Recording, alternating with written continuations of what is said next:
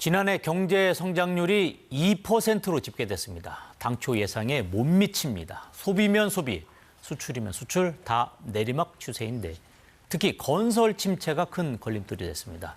올해 전망도 안 좋은데 경제산업부 최인영 기자와 함께 이야기 나눠보겠습니다. 안녕하세요. 자, 지금 경제 성장률 2%, 이 정도면 얼마나 안 좋은 겁니까? 네, 우선 아직 최종 집계 전이긴 하지만 지난해 미국 경제가 2.5%에서 2.8% 성장할 거다 이렇게 예측이 되고 있는데요. 네. GDP 규모로 보면 미국이 한국보다 15배 정도 큽니다.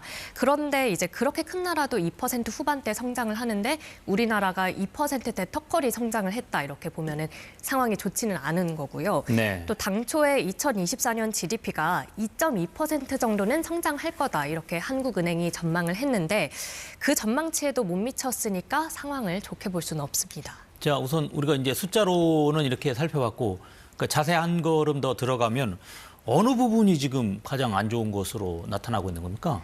네, 성장률 2%라는 숫자를 일단 뜯어보면요. 네. 2% 중에 내수가 기여한 부분이 0.2%밖에 안 됐습니다. 나머지 1.8%는 수출에서 왔고요. 네. 수 미양가 중에서 지난해 수출은 이 수나 우 정도, 내수는 양이나 가 정도에 그쳤다고 볼 수 있습니다. 사실 뭐 내수 안 좋다 이거는 우리가 이제 통상적으로 이야기를 하고 있었으니까 이거 경기가 안 좋다 이런 얘기 있었는데 어떻습니까? 내수에서도 또 뭐 특히 어떤 부분이 안 좋았다 뭐 이런 게 있습니까? 네, 내수는 이제 정부 소비냐 민간 소비냐 이렇게 분석을 하기도 하고 네. 또 건설 투자냐 설비 투자냐 이렇게 나누기도 하는데 일단 민간 소비도 안 좋았습니다. 지난해 연간 민간 소비는 1년 전보다 1% 조금 넘게 늘었는데 네. 코로나19 때인 2020년 이후에 가장 낮은 수준이었고 물가가 2% 정도 올랐기 때문에 실질적으로는 소비가 줄었다고 볼 수 있습니다. 네. 그나마 소비는 명목 수치가 늘기는 했지만 건설 쪽은 아예 명목 수치도 마이너스였습니다. 연간으로 보면요. 2024년 건설 투자는 2023년 건설 투자보다 2.7%가 줄었습니다. 요즘 뭐 아파트 분양도 잘 안 된다는 이야기도 나오고 있고 뭐 이런 상황인데 뭐 토목 여기도 안 좋다고 하는데 어떻습니까? 정확히 얼마나 안 좋은 겁니까? 네, 건설 투자는 일단 세부 항목 대부분이 마이너스입니다. 건물 건설과 토목 건설 투자가 다 줄었는데요. 지난해 4분기 건설 투자는 전분기보다 3.2% 줄었는데 3분기도 2분기도 다 마이너스였습니다. 1분기만 빼고 다 역성장했다는 건데 3분기 연속 뒷걸음질은 2010년 이후 처음입니다. 지금 우리가 건설 경기를 이야기하는 거가 우리가 경제 성장률 이런 것을 이야기할 때 차지하는 비중이 크기 때문에 그런 거 아닙니까? 네, 맞습니다. 이 전체 GDP를 100이라고 보면은 그중에 건설 투자가 15 정도를 차지합니다. 네. 정확히는 2023년 기준으로 15.4%를 차지했는데요. 이 정도 비중이니까 이 건설 투자가 이제 너무 심하게 없고 그리고 침체가 길어지면은 전체 GDP 성장률을 끌어내리기에 충분하다고 볼 수 있는 겁니다. 네. 또 지난해 4분기 성장률은 0.1%에 그쳤는데요. 건설 투자는 3.2% 줄었는데 이게 4분기 성장률을 0.5%포인트 깎아내렸습니다. 자, 지금 최 기자가 통계적으로 설명을 해주셨는데 실제 현장에서는 어떻게 느끼고 있습니까? 네, 일단은 프로젝트 파이낸싱, 이 PF 대출이 요즘 문제다 이런 말 많이 들어보셨을 텐데요. 네. 그러니까 이 땅은 아무리 기다려봐야 여기에 뭐 아파트나 건물이 들어설 리가 없다.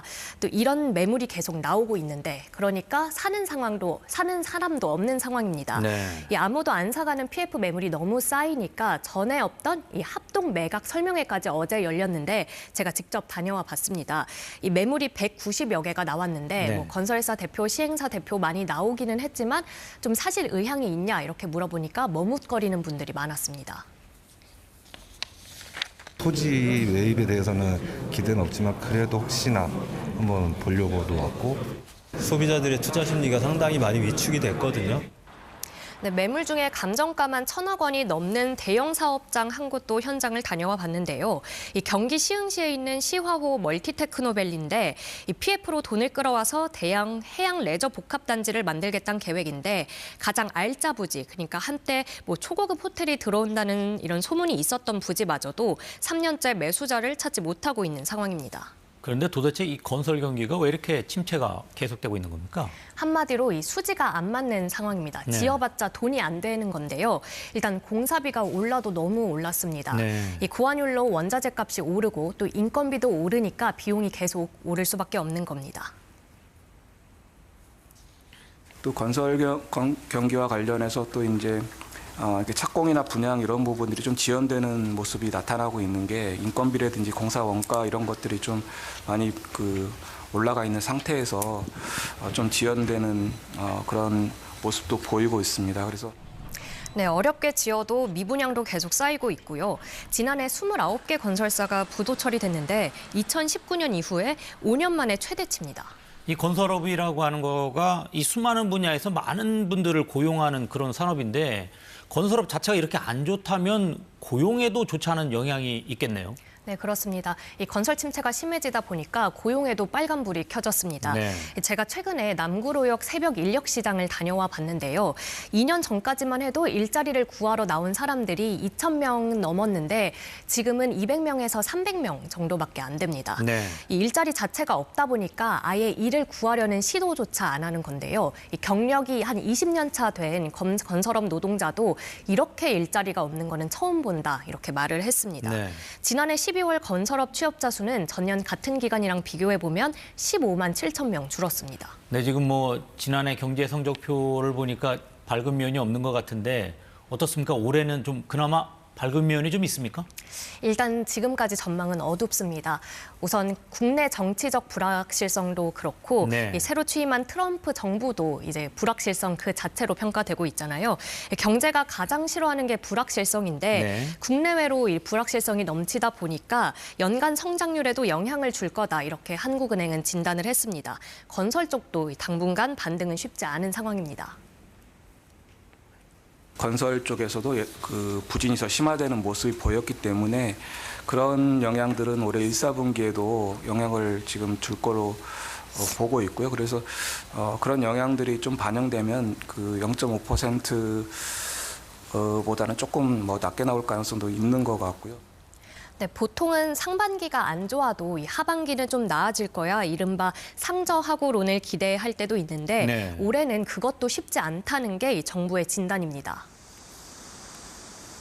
상저하고랄지 상고하저랄 이렇게 말씀을 드리는데 현재의 상황을 봤었을 때는 하반기가 조금 더 어려운 게 아니냐라는 생각을 갖고 있지만 네, 2021년부터 통계를 살펴보면 하반기 성장률이 이 상반기보다 나았던 건 2023년 한 해뿐이었습니다. 네, 그렇군요. 오늘 여기까지 듣겠습니다. 지금까지 최인영 기자와 함께했습니다. 고맙습니다.